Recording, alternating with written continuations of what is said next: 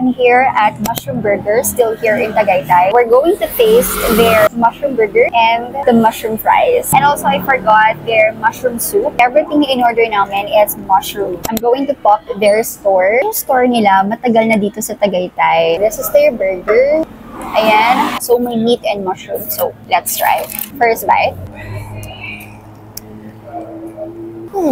I don't know what to say kasi hindi pa ako nakakatikim ng mushroom burger. It tastes like vegetable. So this is my honest review about this food. Hindi ko siya nagustuhan.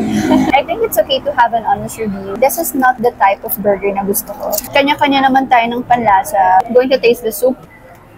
Yung soup nila, sobrang lapot. Malapot siya masyado. Malapot talaga siya, no? I don't know what to say again, pero hindi ko siya type.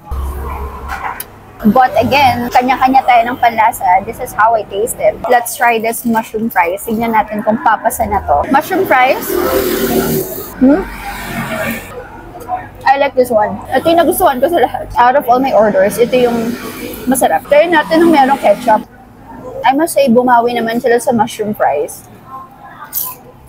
Let me clear what I've said na hindi siya para sa akin. But I'm not saying na don't try it kasi iba-iba talaga tayo ng panlasa. I feel like bagay to sa mga taong vegetarian. Bagay to sa mga taong very healthy yung mga food na kinakain. Baka depende rin naman sa variant ng burger na o-orderin ninyo. Ito kasi, marami talaga yung mushroom. Konti yung meat. I feel like if you're going to order the full meat, baka mas okay yun. Ang daming mushroom, ang dami din mga meat. Literal na overload naman. Karamihan pala ng mga in-order ng tao dito is MB Royale. But for me kasi, this is a mushroom burger. So, I ordered mushroom. I swear, this is my favorite. Masarap tong mushroom fries nila.